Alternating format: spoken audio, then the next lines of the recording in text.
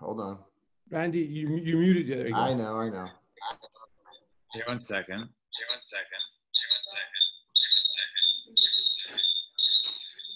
If you turn off your phone, then you're good. It's because your phone was on. Turn off the phone, and then if it starts to break up, I'll rejoin. You can't be in the same room. You can't be in the same room. No, I realize that. Yeah. Okay. So I'll start here, and then if it gets bad, then you guys just let me know. All right. Are we ready to roll, Randy? Thumbs up. We good? All right. So we left off on the bottom of Ayin Dalet and Beis. So we were going through the different malachos that were mentioned in the Mishnah on Ayin Gimel, the listing. So it says Hakoirei Almanas Litfor. One who goes out and tears. Now tearing is destruction. And so we can't, all the malachos cannot be in a destructive manner. They actually have to be in a constructive manner. They have to be something good. So the question is, how do you tear for constructive manner? So Gemara answers, the bottom line on Ayin Dalet and Beis, Kriya b'mishkan mihavi. So was there tearing? So Rabbi Reb Zera, Damar Tavayu, Rabbi and Reb Zera both say, Shechein Yeriya Shinafa Ba Darna Korin Ba V'Tayfer Noisa. Because if you have basically one of the curtains that were basically perhaps got a worm in it and got a hole, so then they used to go ahead instead of just sewing it up, which would ruin it. Then they would basically tear that part off and resew it. So therefore, that tearing was constructive because it was the purpose of resewing it up. And Amar Rav Zutra Bar Tuvia Amar Rav Mazeh Chut Shel Tfira B'Shabbos Chayav Chatas. One who goes ahead and if there's a loose thread. Okay, not like the loose threads we're talking about, you pull the thread up, but let's say there's a loose thread because two things were stitched together and they start to come apart. So if you pull the thread in order for the two garments to for it to tighten, a person is chayav b'chatas for sewing. And now he also makes two other statements which are not connected to the Shabbos. Haloimei davar echad min magush chayav misa. A person who goes ahead and learns from a magush is chayav misa. So we'll soon see there's two pshatim in terms of what a magush is. But l'chayra, a magush is a mina heretic, somebody who denies Hakadosh Baruch Hu, and he worships idols. So even if he wants to teach something which is a Dvar Torah, you can't go ahead and listen to that. And a person who has the ability or the knowledge to go ahead and calculate different constellations and different tufo seasons and stuff, with the astronomy and such, which is not frowned upon. It's something which is beneficial to seeing Hashem's work, and he doesn't go ahead and teach it. Then then it'll be forbidden to go ahead and to talk and learning with him, to talk Torah with him, because such a person is basically withholding knowledge of Hashem. And for now, first on the second statement, it says Magushta. So Rav Shmuel, so by what is a Magush? So Magushta Rav Shmuel is a machlokes between Rav Shmuel Chadam Charshi. One of them says it means a sorcerer. Someone's a sorcerer, you can't go ahead and learn from him. He's Chai Misa. And the other opinion holds Gedufe is a person who basically, as we explained earlier, is an idol worshiper, someone who rejects Hashem. And Tistayim the Rav Domer Gedufi, it's more logical to say that, or probable to say that Rav is the one who holds that a magush is somebody who is, what is it? Why is this being inserted in here? Because it's coming out of Rav Tuvia Rav made three statements. So Rav Zutra Bar Tuvia, right, say three statements, and they're included together. So they just only touch on a little bit, and it's more logical to say that Rav is one who says Gedufi. Dama Rav Zutra Bar Tuvia Rav Haloi. Right. Halomi Davar Me'acham Min Amagush Chai Misa. That one who learns from a magush is Chai Misa. So what is a magush? Is it a sorcerer, or is it somebody who is who worships idols? If you think it's a sorcerer, are you not allowed to go ahead and learn sorcery? See, the pasuk says, in other words, you shouldn't go ahead and learn sorcery in order to do it. But you can go ahead and learn about sorcery, in other words, to basically fight against the sorcerers and to know their knowledge and to fight against them. So you are allowed to learn that which is sorcery, you just can't put it into practice. So one is not forbidden to go ahead and learn sorcery. So obviously it's not somebody who learns sorcery. It must be, Rav holds, that it's a person who worships idols. and tistayim, so it makes sense. And Amar Rishim and Pazi regarding the second statement, Amar Rishim and Levi, Mishum Bar Kapara, Hakol, Hayodeh Lechashiv Tkufas Mazalos, Vein Chayishiv, Vein Chayishiv. Right, person who goes has the ability to go ahead and learn about the constellations and the different seasons, and with the astronomy. Allah about him, the pasuk says, right? If a person doesn't do that, then he really doesn't see the wonders of Hashem, right? Hashem really creates something which is much greater than just this earth, even the entire universe. And therefore, one who doesn't goes ahead and sees the Yad Hashem in that, he is lacking. He doesn't see Hashem. And Amar Rab Shmuel bar Nachman and Rab Yochanan,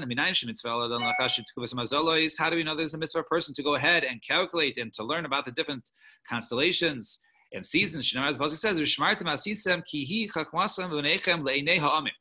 right? You should guard it and keep it, because that is the wisdom between you to the eyes of the other nations.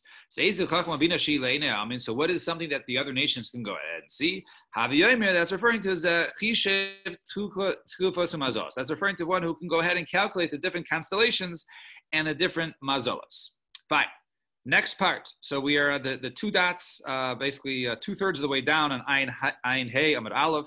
Hatzad Tzvi. One who goes ahead and traps a deer. Such a case, a person is chayiv chatas and Shabbos for trapping. So Tan Rabbanan Hatzad Chilazon Babaitzo.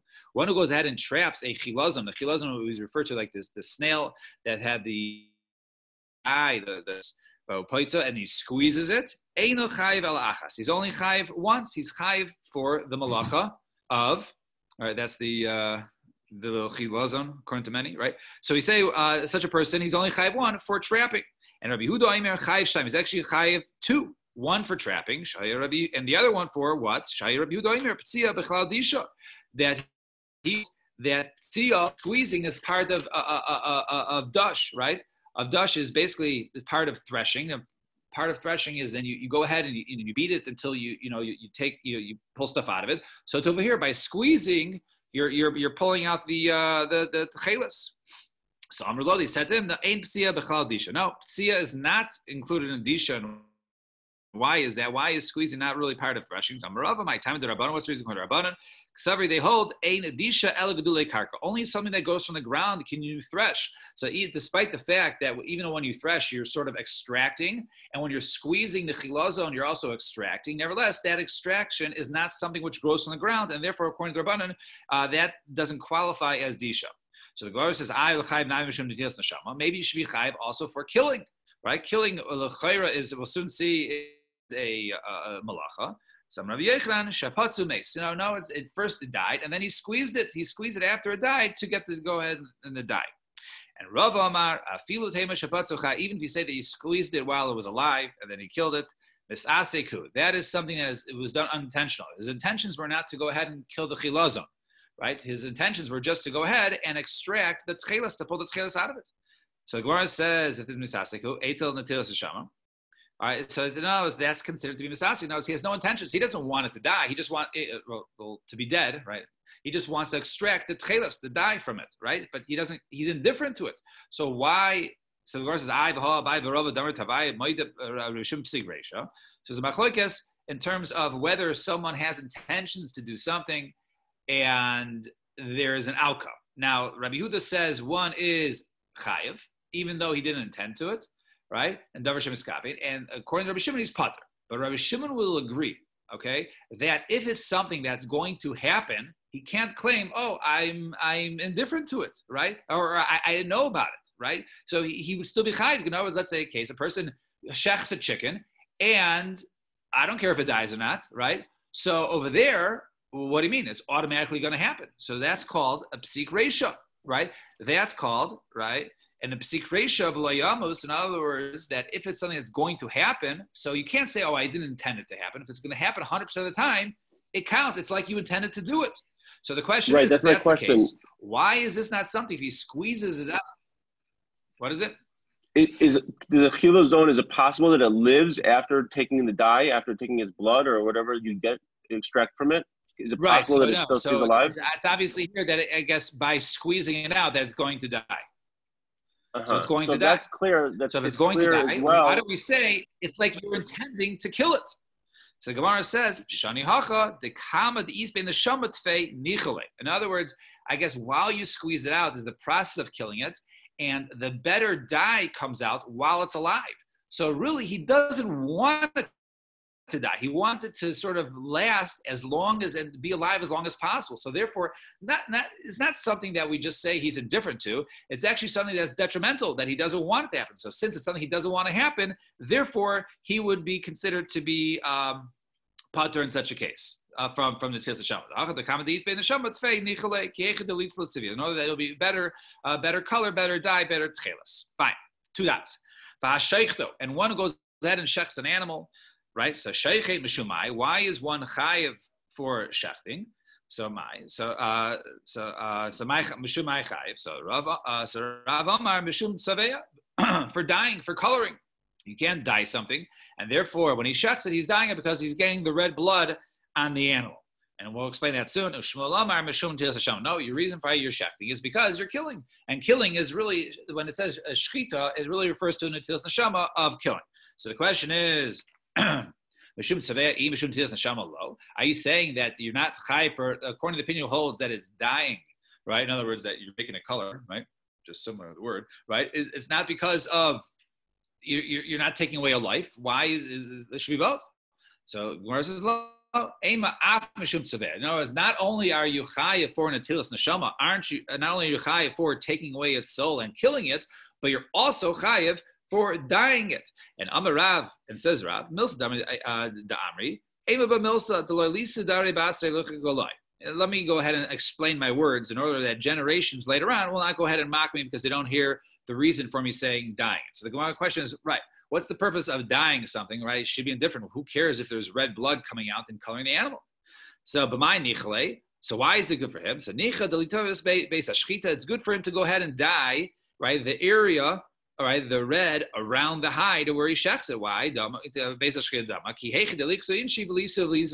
that people will see that, the skin around the base of shechita, the area of the incision, is very red, and therefore it's probably a very fresh shechita, and therefore it would make buyers want to go ahead and purchase the meat. So therefore it is beneficial to have it very red, because then it's recent, and the people know it's fresh meat, and therefore it will be more. It will be something that I guess people would want to go ahead and buy and purchase, and therefore that's the reason why Rav holds it's also an issue of tzaveh. Fine. Then it says the next part of the Mishnah, the quoted over here, that by the tudas right, and one who salts and one who tans. Now, how do you what is the way of tanning the hide? Is really applying salt to it. So the Gemara says, Hainu Malech Hainu Mavi. It doesn't have the same thing, salting and tanning. So Rabbi Yechanan, Reish Lakish, they both say, oil sirtut, right? Take out one of these, and whichever one you want to call it. You want to call it salting, you want to call it tanning. Okay, that's one malacha. So take, because we need the number 39, so now you have 38, and add to it, the other part is sirtut. Sirtut is basically, they used to go ahead and make scratches or cuts, with something to mark the hide in order to know where to cut. So since they're going ahead and marking it, so marking the hide is a malacha. So there's 2 malachas are salting and marking, right? Making sirtut. And Amar Rav Huna, Hayman de Malach Bisra, and a person who goes ahead and salts meat, he should be chayiv for tanning, for salting, right? And Rav Amar ain't even b'oichel. No, we don't salt. Yes, I mean you do put salt on food, but we don't salt, right, to preserve food. So therefore, since you're salting your meat, even though you put a small amount of salt, that's not called salting, and that person's not chayiv for. And Amar Rav Ashi, Rav Huna, and even that which Rav Huna said that you're chayiv for salting. Amar Ela Dekol Boy Leil Orcha. He's only going. Let's say he's going to travel. He's going to travel and needs the meat to last for a long voyage. So in such a case, then he salts it very heavily to preserve it. Not he doesn't salt it for the for the nice good taste, right? That he's putting spices on it. No, he's salting it heavily to preserve it. That potentially could be, according to Rabbi Huna, is the malacha of tanning about labesa. But if it's just salting his house, loy mishi inshi the michla eight. So a person won't go ahead and salt it to the point where it's like wood. He doesn't salt it enough, and therefore that salting does not qualify as the malacha of tanning or salting. And one who goes ahead and he what's it called? He smooths it and he cuts it. So Amar Rabbi Achabar Chanina. So Ashapin Amudim, one who goes ahead, and speaking of smoothing, one who goes ahead and he smoothens, right, the ground, Bein Amudim, on the ground between the pillars, the Shabbos and Shabbos, Chai Meshum Mamachik. He's Chai for smoothing, he's smoothing out the ground. So one is not, that is a problem of Mamachik. And Amar Reb Chia Bar Abba, Gimel Dvarim Sakli Rab, Ravashi Mishmei Rabbi Yeshua ben Levi, right? Three things were told to me, halachic rulings of Ravashi in the name of Rabbi Yeshua ben Levi. And what were they? Hamagar Reishe Klanusais B'Shabbos Chai Mishum Mechatich. One who goes ahead and evens out and he cuts and makes sure, like, I guess, two poles, pillars are the same on top, exactly, because he wants to, hang something from there, put something from there. Such a person is chayiv for cutting it to an exact measurement. One who goes ahead and he goes ahead and he puts a wound on, right, and he smoothens out the skin for the wound on Shabbos. Chai Moshe Mamachik is chai for smoothing. Also goes ahead and he basically polishes off a stone right after basically it's cut, and he polishes the stone. But Shabbos chai mishum makapatish. He's chai because of makapatish of making a final blow. So soon see, right, that was one of the malachas that was mentioned in our Mishnah. Making a final blow is forbidden, and that's basically after you create something and then you do something on top of that to make it even more. So that would be makapatish, a final blow. So it's over here. He has the rock, and now he's making it even better by polishing it. So he's chai for makapatish. And Amar Rabbi Shimon Kisma, Amar Rabbi Shimon Lakish, Hatzar Seira Bekli. One who goes ahead and he engraves a little image on it, or one who's or one who goes ahead and blows glass. What? Isn't Mamachik erasing? Isn't it what? Isn't it erasing? We're talking it's smoothing it out. Well, no, over here, erasing, right, is that's a different one, right? That so is, I guess, part of it over here, I guess, is right, and it's listed in the Mishnah. Let's see, the Mishnah listed it. We did have erasing when it comes to by writing, right? We had right hamoichik, right, almanas lichto, erasing. And this is right something right, huh?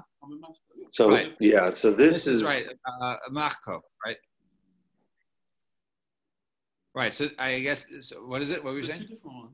Right. It's two different ones, but each one is erasing, one is smoothing, right? Yeah, right. So right. No. But in terms it's of also, I guess, like erasing. It's smoothing the hide. It's taking the hair off the hide. Yeah. So Right. Yeah. So but this is the finest. Like which stretching the hide, evens it out and levels it out. Well, I guess they would actually smoothen it, so I guess it was be a nicer, right? Yeah, nicer. But these are some examples of smoothing, right? Is what we're saying here, right? These are examples that he just said. Is what was it? You go ahead and you put on a what's it called, right? A bandage. You smoothen out the wound. That's part of smoothing. Fine. And so says Rabbi Shimon Lakish, one who goes ahead and he goes ahead and he sketches into a kli, right? He makes a right in there of manafik kli, or blows glass.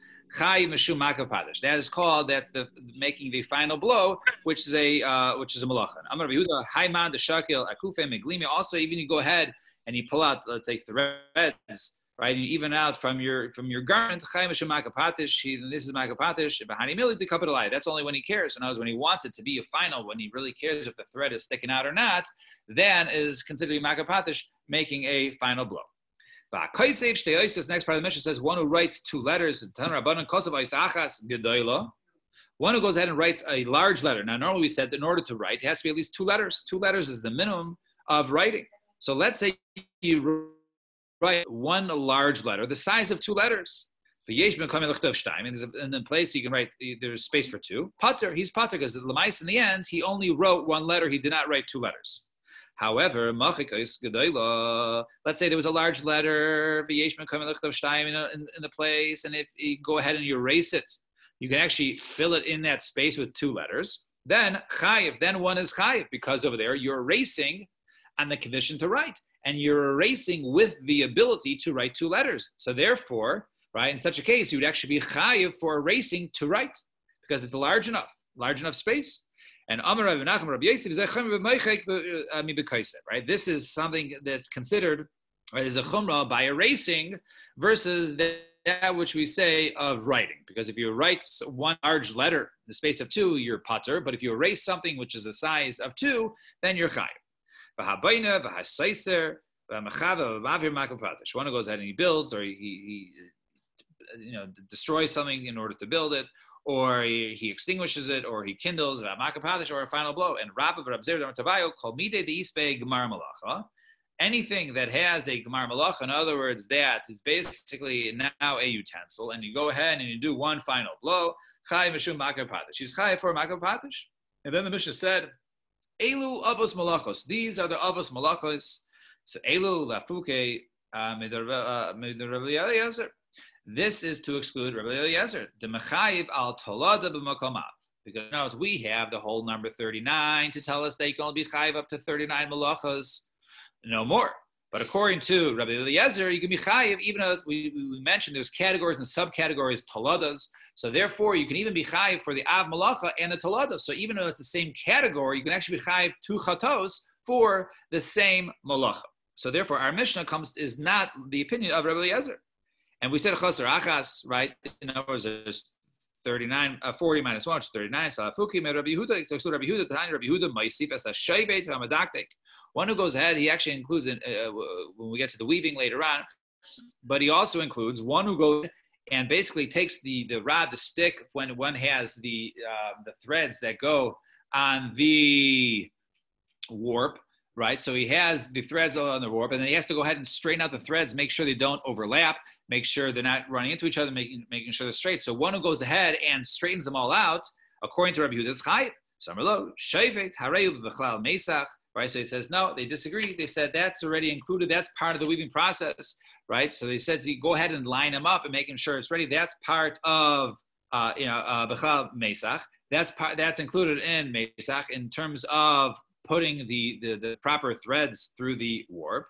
And medaktek hareu b'chlal oirig. And that which we say is to make sure that they're all straight down. That's part of already the weaving process. So therefore, this is not another malacha. Rather, this is including in the the other actually 3 malachas, which are part of the weaving process. Mishnah says the oid klal acher amru. They said another rule. So kol hakosher latznia umatzin kamohu. Anything that is something that is fit to store or to keep around, and one does keep it around, v'hoitziu b'Shabbos, and he carries it out into the Rosh Hashanah, chayav chatas. Chayav chatas, right, for carrying. Right, it has to be something that a person would store and would keep, or not something which is he's indifferent to. And chayav chatas olav. But something which is not fit for storing, and people generally do not go ahead and store something like it. But Shabbos, and he goes ahead and takes that on Shabbos and just Rabim, right? Then you're not chayiv, but only a person who would store it, right? Only a person who would store it. So something like this that someone does perhaps store it, maybe he'll be chayiv. So let's see the Gemara. It says whoever is fit to store something, to keep something, right? Damnida, that even though damnida, perhaps a person needs to go ahead and show, right, the blood, right, see whether it's tameh or tahor to rub, so it's not something that is kept around. So since it's not something that's kept around, right, so therefore it's not something that one will be chayav for, because of one who carries dam nida, right, on some sort of beged or whatever it is, obviously not the beged, because the beged would be chayav for, but something, right, we just on like cloth or something like that, then he'd be to exclude dam nida. He would exclude, right, the right, the wood from the Asherah tree. Wood from a Asherah tree is something that has to be destroyed, something that is worshipped, and therefore one does not keep it around. And therefore, such a thing, if a person carries that, he would be pater. One who says that you're pater for damnida, certainly he would say you're pater from Asherah, because there's zero use for the wood from an Asherah tree, which is worshipped for as an idol. right? Damnida at least has a purpose to go ahead and show the Rav and to be whether to be metame or matar. And Mandem Shera, the one who says that's Shera of Damnida Matsnile, but a blood Damnida would be used. So the question is, why would we store it? So Matsnile Lashunra, right? He would go ahead and I guess feed his cat, right? I guess cats eat blood, whatever it is. So therefore, the cats, since they go ahead, the cats, it's a delicacy when it comes for cats. Therefore, he would be matzniat. And idach, and the other opinion will hold, what about don't cats eat it, right?